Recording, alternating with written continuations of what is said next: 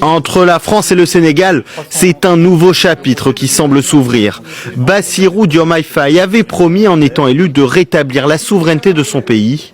Chez nos confrères de France 2, le président sénégalais prévient, la France va devoir désormais fermer ses bases au Sénégal. Est-ce qu'en tant que Français, vous envisagez de nous voir dans votre pays avec des chars ou avec des véhicules militaires, des militaires sénégalais avec les tenues sénégalaises, comme ça parce que sur le plan historique, la France a esclavagisé, a colonisé et est restée.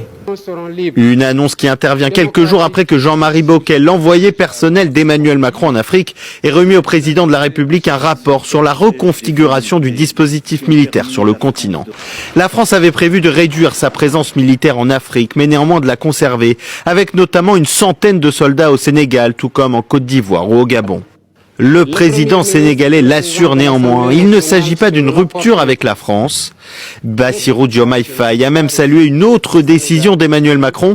Pour la première fois, un président français évoque un massacre contre des tirailleurs sénégalais sur le camp de Thiaroye, il y a 80 ans. J'ai reçu aujourd'hui une lettre du président Macron dans laquelle il reconnaît que ce fut en effet un massacre. Ce pas consistant à reconnaître que c'est un massacre doit ouvrir la porte à une collaboration parfaite pour la manifestation de toute la vérité.